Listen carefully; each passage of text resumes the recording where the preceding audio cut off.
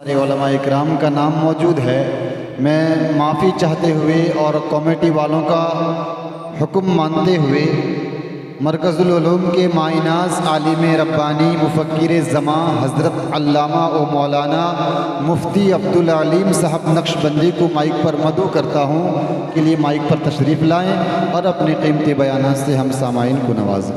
علی رسولہ الکریم اما بعد قال النبی صلی اللہ علیہ وسلم المسلم من سلم المسلمون من لسانہ ویدہ او کما قال صلی اللہ علیہ وسلم۔ راہ میں کانٹے جس نے بچھائے گالی دی پتھر برسائے۔ راہ میں کانٹے جس نے بچھائے گالی دی پتھر برسائے۔ اس پر چھڑکے پیار کی شبنم صلی اللہ علیہ وسلم۔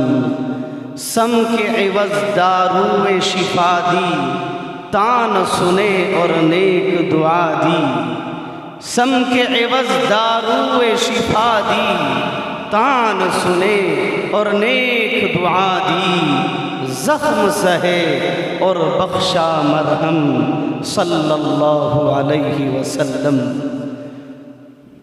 میرے محترم بزرگوں، دوستوں، عزیز ساتھیوں، 5 منٹ کا وقت دیا گیا ہے۔ دعا کرے کہ اللہ رب العزت دل سے کہنے اور آپ کو دل سے سننے کی توفیق عطا فرمائے۔ میں نے جو حدیث مبارکہ پڑھی ہے یہ پورے دین کا خلاصہ ہے۔ علماء بیٹھے ہیں، علماء کی موجودگی میں اگر یہ کہوں کہ پورے 30 پارے کا خلاصہ اور 8 لاکھ حدیثوں کا خلاصہ اس حدیث مبارکہ جو ہم سب کے پیارے آقا جناب محمد الرسول اللہ صلی اللہ علیہ وسلم نے ارشاد فرمایا کہ مسلمان وہ ہیں، کامل ایمان والے وہ ہیں جس کی زبان اور ہاتھ سے دوسرے مسلمان محفوظ رہیں۔ میں آپ کو بتاؤں، نقشبندیہ سلسلہ کا پہلا جو وظیفہ ہے وہ یہی آتا ہے کہ کبھی بھی اپنے جسم جثہ سے کبھی کسی مسلمان بھائی کو تکلیف نہ پہنچانا، کبھی کسی کو دکھ درد میں مبتلا نہ کرنا۔ پیارے آقا نے فرمایا یاد رکھو تکلیف پہنچانے والی سب سے بڑا جز جو ہے وہ ہے زبان۔ اس کے بعد آقا نے فرمایا وہ ہے ہاتھ۔ لیکن زبان یہ تکلیف پہنچانے کا سردار ہے۔ جب زبان کے ذریعے سے تکلیف پہنچانا ممنوع ہے، حرام ہے، تو تمام جسم کے ذریعے سے کسی کو تکلیف پہنچانا، دکھ درد دینا یہ بھی حرام ہے، کیونکہ ہم سب کے آقا و مولا جناب محمد الرسول اللہ صلی اللہ علیہ وسلم نے حضرت معاذ بن جبل سے کہا کہ اے معاذ اس زبان کو درست کر لو۔ اور حضرت معاذ بن جبل جن کے بارے میں آقا نے فرمایا کہ سنو قیامت کے دن میری امت کے علماء کے جو سردار ہوں گے اور میری امت کے علماء کے جم غفیر حضرت معاذ بن جبل رضی اللہ تعالیٰ عنہ کے پیچھے ہوں گے، اور علماء کا جھنڈا جو ہوگا وہ حضرت معاذ بن جبل رضی اللہ تعالیٰ عنہ کے ہاتھ میں ہوگا۔ اتنے بڑے جلیل القدر صحابی رسول کو اللہ کے نبی پیغام دے رہے ہیں کہ اے معاذ اپنی زبان کی حفاظت کرو۔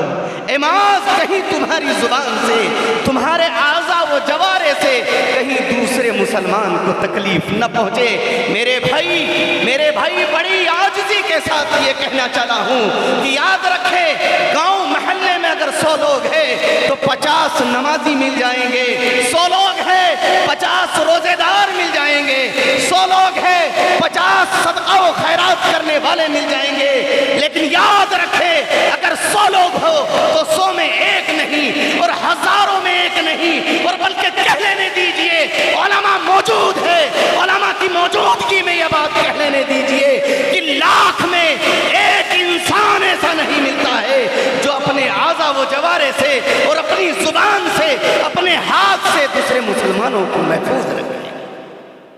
دور دور تک ایسا انسان نہیں ملتا. اس لیے میرے بھائی آج یہ اس عاجز کا یہ پیغام ہے، اس جلسہ سیرت النبی سے اللہ کے نبی کی اس حدیث کا پیغام ہے کہ کبھی بھی اپنی ذات سے دوسروں کو تکلیف نہ پہنچانا. بس آخری کڑی 2 منٹ کا وقت لینا چاہتا ہوں. ایسی بات نہیں کہ ہمارے نبی نے یہ جاری کر دیا فرمان کہ سنو کبھی کسی کو تکلیف مت پہنچانا، اور ایسی بات نہیں کہ اس بات پر عمل نہ کیا جا سکتا ہو، کیا جا سکتا ہے. میرے نبی نے ان باتوں پر عمل کر کے دنیا والوں کو دکھلایا ہے. خدا کی قسم یہ چیلنج کرتا ہوں کہ دنیا کا کوئی ماں کا لال اگر کسی نے جنم لیا ہے تو وہ سامنے آئے اور اس بات کو پیش کر دے کہ ہاں محمد نے فلاں انسان کو تکلیف پہنچائی ہے. خدا کی قسم دنیا کے سارے انسان یکجا ہو جائیں گے، سارے محرر یکجا ہو جائیں گے، سارے خطبہ یکجا ہو جائیں گے، تمام مذاہب کے لوگ یکجا ہو جائیں گے، لیکن قیامت آ سکتی ہے لیکن اس بات کو پیش نہیں کر سکتے کہ محمد نے کبھی بھی اپنی پوری زندگی میں کسی انسان کو تکلیف پہنچائی ہے. اور میں آپ کو بتاتا ہوں کہ ہمارے نبی نے عمل کیا ہے، لیکن جو ہمارے نبی کے سچے جانثار ہوتے ہیں وہ بھی ان حدیث پر، ان باتوں پر عمل کر کے دنیا والوں کو دکھلایا ہے. میں آپ کو بتاؤں دارالعلوم دیوبند کے ایک بہت بڑے محدث کبیر، بہت بڑے استاد حدیث حضرت شیخ الاسلام مولانا حسین احمد مدنی نور اللہ مرقدہ کے استاد حضرت مولانا اصغر دیوبندی رحمت اللہ علیہ کے بارے میں، انہی کے اہل خانہ کے ایک فرد سے اس عاجز نے سنا ہے کہ مولانا اصغر دیوبندی رحمت اللہ علیہ جب دارالعلوم سے اپنے گھر جاتے تھے تو درمیان میں ایک عمارت تھی اور اس عمارت کے اوپر ایک فاحشہ بد کردار عورت رہتی تھی. جب کبھی حضرت کا گزر ہوتا اس مکان سے تو اپنے جوتے کو نکال لیتے اور خالی پاؤں اس جگہ سے گزرتے. لوگوں نے پوچھا کہ حضرت کسی عالم کا مکان نہیں ہے، کسی اللہ کے ولی کا مکان نہیں ہے، آپ کے استاد اور شاگرد کا مکان نہیں ہے، بلکہ ایک فاحشہ اور بد کردار عورت کا مکان ہے. آپ اس مکان کے سامنے سے گزرتے ہیں تو اپنے جوتے کو کیوں نکال لیتے ہیں؟ کیا بات ہے؟ کیا ماجرا ہے؟ او میرے غیور مسلمانوں، او میرے جگر کے ٹکڑوں، سنو اپنے علماء دیوبند کی بات کو. علماء دیوبند کیا کہتے ہیں؟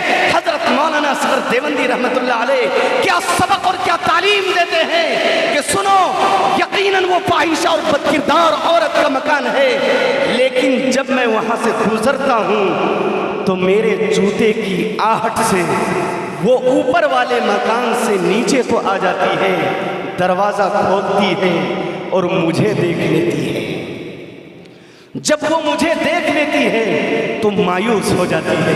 لوگوں نے کہا وہ کیوں مایوس ہو رہی ہے؟ اور اگر وہ مایوس ہو رہی ہے تو ہو جانے دو.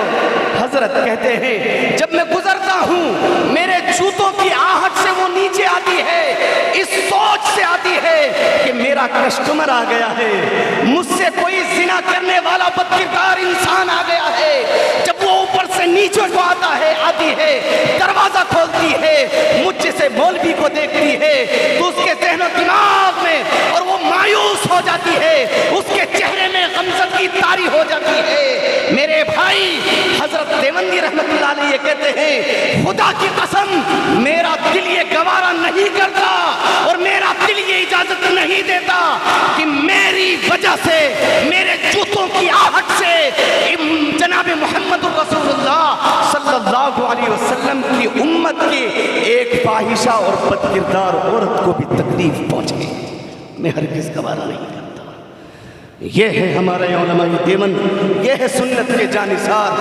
اس لیے آج کا پیغام کہ اپنی ذات سے کبھی کسی کو تکلیف نہ پہنچائے، اور اگر پہنچ جائے تو ان کا پاؤں پکڑ کر معافی کا طلبگار بن جائیے.